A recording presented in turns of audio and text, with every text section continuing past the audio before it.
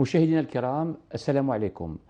دكتور في العلاقات الدولية ويليام لورانس هو أمريكي الجنسية مختص في الشأن السياسي المغاربي والشرق الأوسطي. كان مستشارا في البيت الأبيض الأمريكي في حكومة أوباما بالضبط، كما كان أيضا عضوا في المنظمة الغير حكومية International Crisis Group التي كانت تهتم بوقاية وإيجاد الحلول للأزمات. ويليام لورانس هو ضيف حصة خاصة في قناة النهار، نستضيف من خلاله أو نتناول من خلاله الوضع الدولي الحالي، خاصة منه ما يجري في سوريا. سيدي أهلا وسهلا بكم. شكرا. سيد لورانس، نبدأ بحديث ساعة، سوجي داكتواليتي، الأزمة السورية والتهديد العسكري الأمريكي. بكل صراحة، توت فرانشيز، هل تعتقدون أن الكونغرس الأمريكي سوف يصادق على منح الضوء الأخضر لأوباما لضرب سوريا؟ Je crois oui, mais ça dépend surtout de Nancy Pelosi, le chef de la minorité aux chambres de représentants. Parce qu'il faut dire que l'aile gauche du Parti démocrate et l'aile droite du Parti républicain sont contre les frappes. Et c'est le centre qui est pour plus ou moins, si on les convainc. Je crois que s'il y avait le vote aujourd'hui, ça serait un oui. Il y a une mobilisation, surtout des jeunes Américains qui sont contre les frappes. Et ils essaient de convaincre leurs représentants de voter non. Mais je crois qu'ils vont voter oui et ça serait la semaine prochaine. Lorsque vous dites par exemple que la gauche et la droite ne sont pas très chauds pour soutenir le président Obama, est-ce que vous considérez par là que le président Obama part quelque part aussi affaibli du fait qu'il ne peut bénéficier que de ces deux franges de la classe politique américaine? C'est toujours vrai qu'un président américain, pendant le deuxième mandat, perd dans la popularité parce que quand les gens votent pour la première fois pour un président, ils ont l'image que le président va effectuer tout ce qu'il a dit, les paroles jolies pendant la campagne électorale.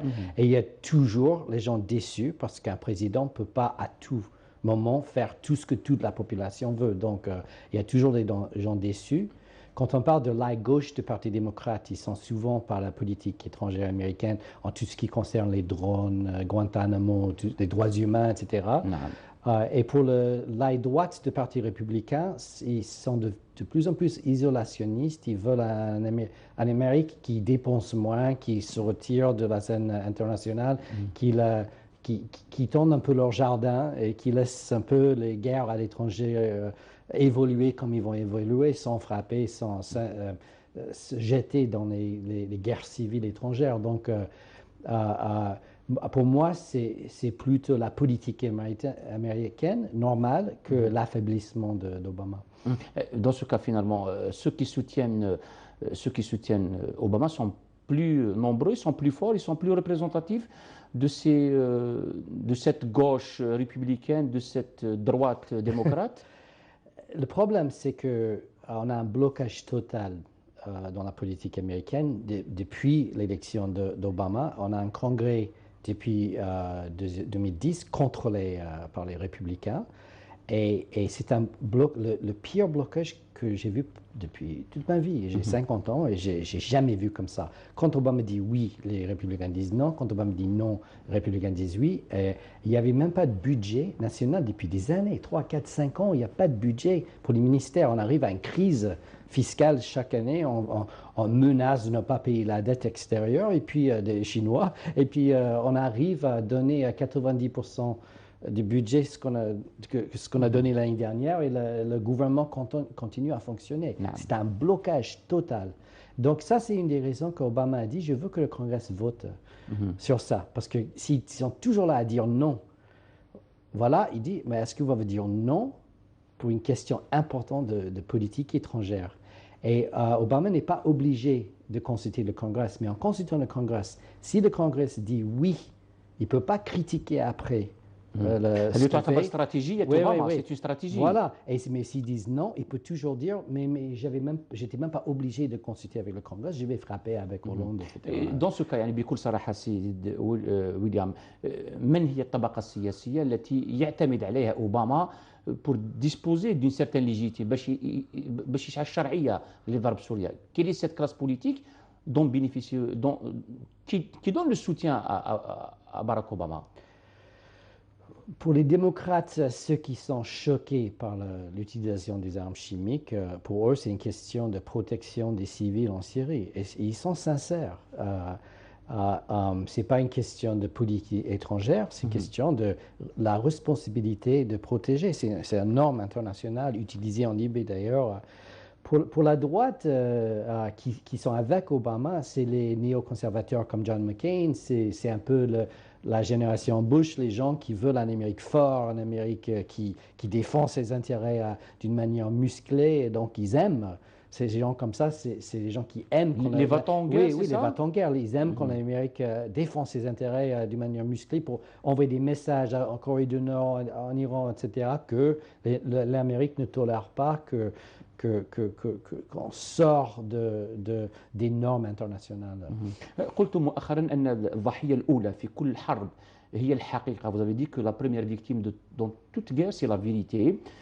Considérez-vous, هل تعتقدون بكل صراحة أن في هذه قضية سوريا أن الحقيقة موجودة se trouve ailleurs et on risque finalement de frapper la Syrie, on risque de نضرب سوريا alors que les choses, la vérité n'existe pas telle que présentée par le président américain. D'abord, comme j'ai dit, il y a beaucoup de manipulation en Syrie. On ne peut pas croire ce qu'on entend des deux côtés. من الجانب الأمريكي وحتى من الجانب السوري. Oui, dans le sens où tout est manipulé, comme j'ai dit. Cela dit, il y a des vérités à découvrir. Comme j'avais dit hier, on ne le sait pas encore, oui, en tant qu'historien de formation, je veux bien comprendre ce qu'on va comprendre d'ici 5 ans, 10 ans, de ce qui s'est vraiment passé, d'où sont venues les armes chimiques, qui les a... Parce qu'on va savoir tout de suite, surtout dans l'âge de Wikileaks, des Snowden, des Bradley Manning, on va éventuellement comprendre ce qui se passe. Mais là, on est en train de vivre une actualité effrayante et tout n'est pas clair. Mais moi, cela dit, moi je suis convaincu qu'Assad a utilisé des armes chimiques. Je suis convaincu qu'il y a 400 morts et parmi eux 400 enfants. Je suis convaincu qu'il doit y avoir une intervention internationale. Ça, c'est le discours d'Obama que là. Oui, mais attends, pour protéger les civils syriens des deux côtés, mais pas comme ça. Moi, je suis plutôt du camp Lakhdar Brahimi, Jimmy Carter, Human Rights Watch, qui disent qu'il faut un mandat de l'ONU, il faut une conférence de paix, il faut essayer de trouver des solutions diplomatiques, il faut que les Américains parlent avec les Russes, parlent avec les Iraniens et trouvent une solution. Éventuellement, si ça échoue et on a fait tous les efforts, je peux imaginer une intervention humanitaire, uniquement humanitaire, pour stopper la guerre et protéger les populations. Mais là, commencer par les frappes pour envoyer des messages, je crois que ça aura l'effet inverse. Mais lorsque vous dites qu'il faut un mandat onusien, vous êtes pour l'approche خطة إبراهيمي, ولكن il faut d'abord avoir la preuve أنه الحكومة السورية a réellement استعملت السلاح النووي. Est-ce qu'on a réellement, est-ce qu'il ne fallait pas d'abord attendre les résolutions des enquêteurs de l'ONU pour éventuellement trancher, on dit effectivement, الجيش السوري, l'armée régulière syrienne a utilisé des armes non... Ça, c'est pas possible parce que je crois que dans le mandat de l'ONU, des enquêteurs, ils ne vont pas dire qui l'a utilisé. Le mandat, ils vont simplement dire qu'est-ce qui a été utilisé. Oui, mais on risque dans ce cas de frapper. Oui, et comment on l'utilisait, mais ils ne vont pas découvrir qui l'a utilisé, c'est même pas dans le mandat. Mais il y a des méthodes technologiques pour découvrir l'origine, la vraie origine d'un arme chimique. D'où provenaient ces armes. Il y a des traces chimiques. il fallait d'abord attendre حتى نعرفوا مصدر هذا السلاح النووي, non? Oui, non, mais il faut qu'on fait l'enquête. Mais selon mes sources, et j'ai parlé avec pas mal de monde, les gens qui connaissent, selon mes sources, c'était l'armée syrienne.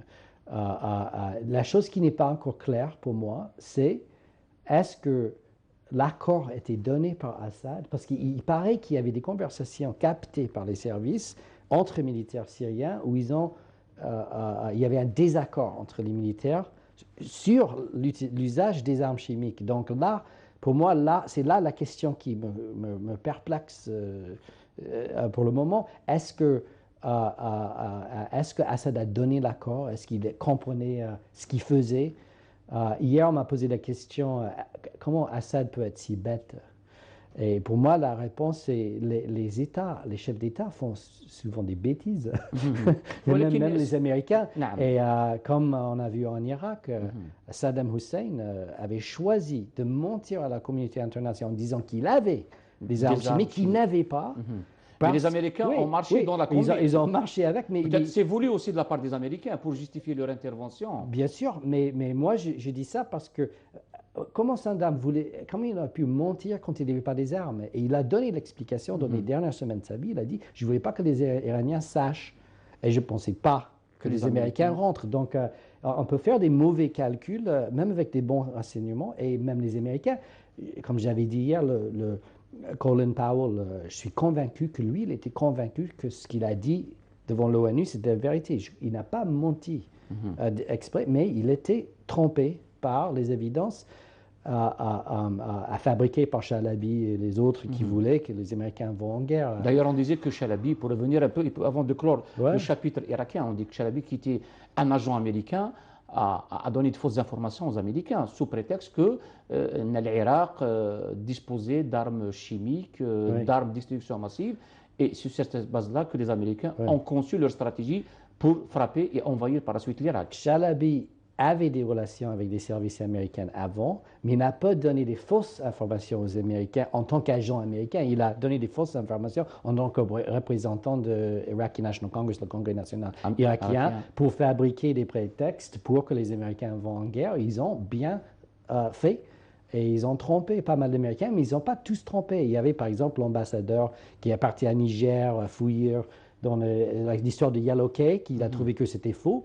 Il y avait beaucoup d'autres aspects de cette histoire qui étaient faux. Moi, j'étais parmi eux qui ne croyaient pas du tout de cette histoire à l'époque. J'étais parmi eux qui opposaient férocement la guerre en Irak, mais c'était avant que je rentre en gouvernement, donc j'avais la liberté de m'exprimer ouvertement sur la question irakienne. J'étais contre, mais et j'étais étonné à quel point beaucoup d'Américains étaient dupes, ils avaient compris. Ils ont validé facilement ce que avançait le... L'idée que les camions circulent sur les autoroutes irakiennes avec les armes biologiques, c'était pour moi ridicule. Quand j'ai vu ça à l'ONU, j'ai dit, mais comment les gens croient qu'il y aura des laboratoires mobiles qui circulent sur les routes? Mais c'était ridicule. Tout à fait, tout à fait. Je reviens moi à la question d'actualité avant d'entamer avant de vous poser d'autres questions. Moi, je reviens à cette question syrienne. Est-ce que, بكل صراحة, la question, je vais vous la poser en arabe pour que nos téléspectateurs puissent bien nous comprendre, باش يفهمونا المشاهدين قناة النهار. بكل صراحة سيد لورانس، لماذا يصر الأمريكان وعلى رأسهم الرئيس الأمريكي باراك أوباما لضرب سوريا؟ Quel est l'objectif? ما هو الهدف المنتظر? En définitive, ce n'est pas frapper la Syrie pour frapper la Syrie, mais il y a un objectif. Barack Obama a ciblé certainement un objectif précis. Selon vous, ما هو الهدف من هذا الضربة المحتملة ضد سوريا؟ Franchement, c'est vrai qu'Obama, c'est un professeur de droit international dans tout ce qui est armes chimiques, tout ce qui est normes internationales l'intéresse énormément. Mais je crois qu'au fond de lui, pour lui, c'est une opération humanitaire. Je sais qu'il y a des gens qui ne croient pas ça, mais moi, je crois. J'ai rencontré pour la première fois en 80.